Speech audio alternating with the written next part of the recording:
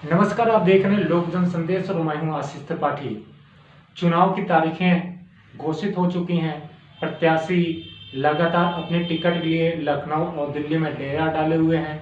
अपने लोगों से संपर्क में ही किस प्रत्याशी दावेदार, क्योंकि बहुत हैं युगों में, और कहीं ना कहीं जो पूर्व विधायक हैं, मंत्री हैं, वो दल भी बदल रहे हैं। लेकिन राजनीतिक विश्लेषक जो हैं वो अपनी जगह बातें बता रहे हैं कि किसकी सरकार बनेगी, बीजेपी, सपा, भाजपा या कांग्रेस। लेकिन हम उससे हट के ज्योतिषीय आकलन में जाएंगे और शहर के मशहूर ज्योतिषाचार्य पंडित शरद त्रिपाठी हमारे साथ मौजूद हैं। उनसे जानेंगे कि किसकी सरकार किस आधार पर बन रही है। पंडित जी, आपका स्वागत है लोक जन संदेश में। नमस्कार जी। मैं सभी अपने सुनने वालों का सबसे पहले नववर्ष की शुभकामनाएं देता हूं। इसके बाद आशीष जी के सवाल पे आता हूं। सरकार की जहां तक बात है तो ये विधानसभा के ये चुनाव हैं।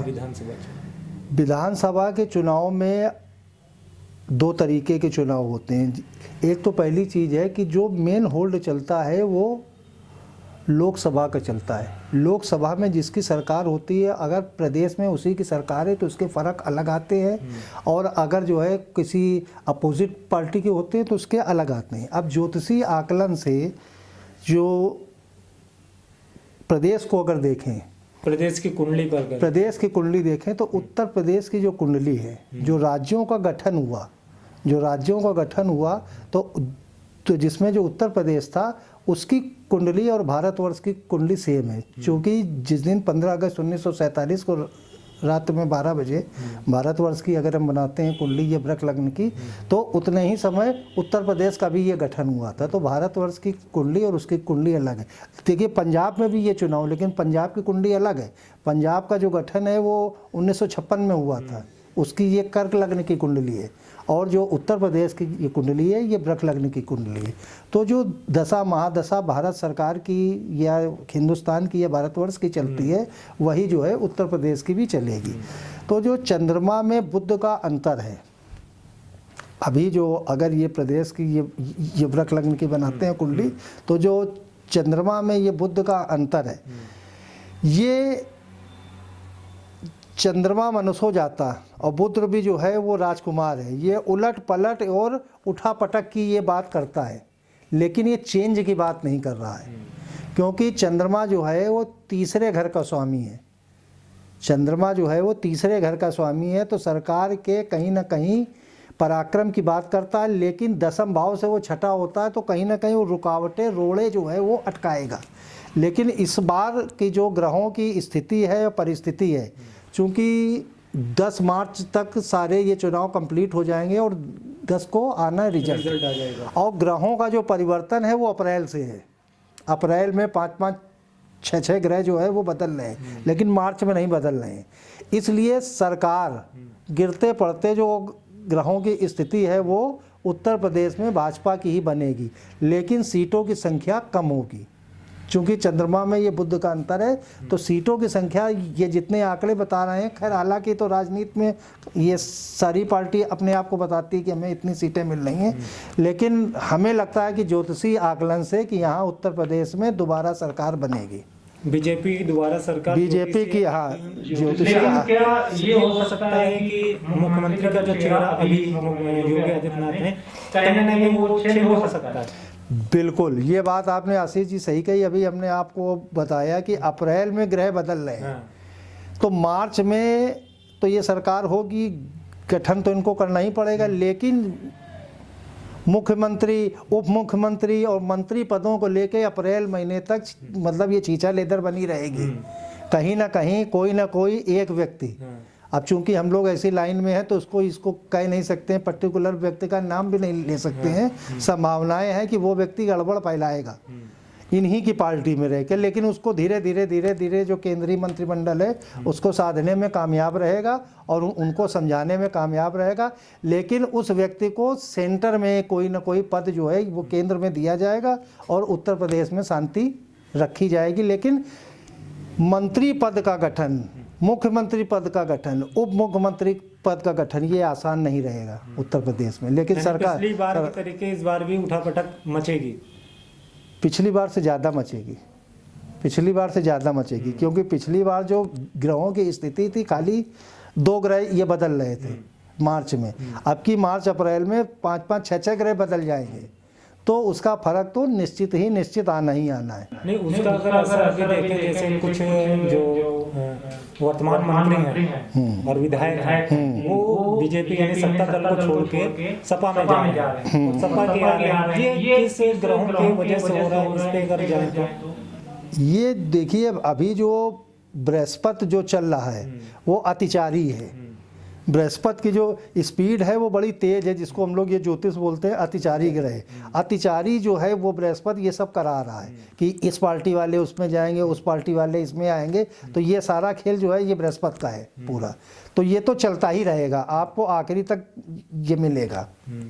लेकिन सय और मात के खेल में बीजेपी जो है वो आगे रहेगी। और जो सवाल ये आता है कि टिकट वितरण में और जो रैली सभाएं नहीं हो पा रही हैं, कोरोना कारण दिया गया है। जी। अगर ग्रहों से देखें तो क्या मतलब कहीं ना कहीं राहु ग्रह क्या इस पे हावी हो रहा है? नहीं, इस पे जो हमारी जो एक विचार है, राहु की तो बात अलग है, लेकिन इस बार जो चुनाव आयोग ने जो किया है उस पे, चाहे कोरोना की वजह से हो चाहे अन्य कोई वजह से हो, लेकिन मेन तो कोरोना की वजह से डिजिटल मीडिया पे या डिजिटल चुनाव प्रचार पे जोर देने को कहा है।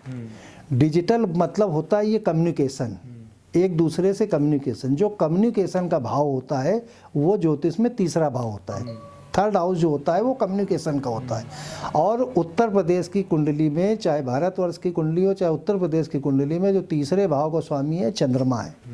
तीसरे भाव का स्वामी चंद्रमा है। और भारतवर्ष की कुंडली में चंद्रमा की ही दशा चल रही है और उत्तर प्रदेश की कुंडली में भी चंद्रमा की यह दशा चल रही है। तो जो केंद्र शासित सरकार में जिसका शासन रहेगा, भारतवर्ष का मतलब यहाँ जो भी केंद्र में है, वो डिजिटल मीडिया पे आगे रहेगा। मतलब भाजपा को कोई डिजिटल मीडिया में झुका नहीं पाएगा और इसका लाभ उनको 100% मिलना ही मिलना है। और यही एक जीत का कारण भी बनेगा मेन, ये आप समझिए। तो बुध भी है, बुध भी तीसरे, अगर काल पुरुष की कुंडली में देखा जाए तो ग्रह बुध है, कारक ये बुध है और चंद्रमा है। वैसे देखा जाए भारतवर्ष की कुंडली में तो तीसरे का स्वामी चंद्रमा है और भारतवर्ष की जो ये दशा चल रही है चंद्रमा में बुध, तो वो डिजिटल मीडिया इनके लिए फायदेलेंद रहेगा। ये मैं कहना चाहता हूँ। अखिलेश यादव ने भी अपने जिस दिन डेट आई उस दिन बोला कि हम लोग कहीं ना कहीं उस लेवल पे नहीं जा पाएंगे। तो अगर अखिलेश की कुंडली पे गए या सपा के गठन पे जिस पे जाएं तो ऐसा वो क्यों मतलब अपना मनोबल खो रहे हैं? इसका क्या कारण हो सकता है ज्योतिषी आधार पर? देखिए, मनोबल जो उनका वोट बैंक का आधार है नहीं, एक जाति विशेष का आधार है, वो 100% वोट उनको मिलेगा ही मिलेगा इसमें। लेकिन उस जाति के आधार पर ये स्टैंड नहीं कर पा रहे, मतलब जीत नहीं पा रहे हैं, क्योंकि गरीबों और दलितों का जो वोट है उसको अभी आप जो एक जो जाति का आधार है जो अखिलेश जी के पास है, वो जाति का जो है अगर देखा जाए कारक ग्रह राहु है। जाति का नाम नहीं हम ले रहे हैं, लेकिन कारक ग्रह राहु है। लेकिन जो दलितों की बात करें उसका वो कारक ग्रह शनि है, उसका कारक ग्रह शनि है। तो और शनि भारतवर्ष की कुंडली में तो नहीं, लेकिन जो भारतवर्ष के प्रधानमंत्री हैं ये नरेंद्र मोदी जी, उनकी वृश्चिक लग्न की ये कुंडली है, जैसा कि हम लोगों के पास ये स्रोत है, तो उसमें चौथे भाव का स्वामी बनता है शनि और तीसरे भाव का भी स्वामी बनता है शनि। अगर मेदिनी ज्योतिष के देखेंगे तो चौथा भाव जो होता है वो जनता का होता है, प्रजा का होता है। तो प्रजा यानी शनि वो अपने प्रधानमंत्री की बात की ओर जाएगी या प्रधानमंत्री की ओर मूव करेगी। और जो उनका जो वास्तविक जो नेता था यानी जो बहन जी मायावती थी, उनसे वो जनाधार घट रहा है, दिन पर दिन घट रहा है। सपा का वोट परसेंटेज घटेगा नहीं। तो आपने देखा कि ज्योतिषी आधार पे अगर चलें तो बुध और चंद्रमा का जो अंतर्दशा और महादशा चल रही है उसके आधार पे पंडित जी ने बताया कि बीजेपी सरकार बनेगी, लेकिन कहीं ना कहीं वोट जो है, सीटें जो हैं वो कम आएंगी। उसके बाद अप्रैल में जो 5 ग्रहों का परिवर्तन हो रहा है वहाँ पर मंत्रिमंडल में भी उठापटक होगी और फिर से हो सकता नया चेहरा है और जो मंत्री होगा, उप मुख्यमंत्री होंगे वो कहीं ना कहीं केंद्र सरकार में जा सकते हैं। तो अब देखना ये है इसके बाद, अभी ये चर्चा यहाँ पर जारी रहेगी। अगले हफ्ते हम फिर मिलेंगे जब सीटों का बंटवारा हो जाए, यानी विधायकों जो सीट हैं पार्टियों की, वो जैसे किदवईनगर विधानसभा है, गोविंद नगर विधानसभा, जो प्रत्याशी घोषित हो जाएंगे, उसके बाद अपने शहर में किसकी जीत होगी ये भी ज्योतिषीय आकलन पे चलेंगे। तब तक देखते रहिए लोक जन संदेश।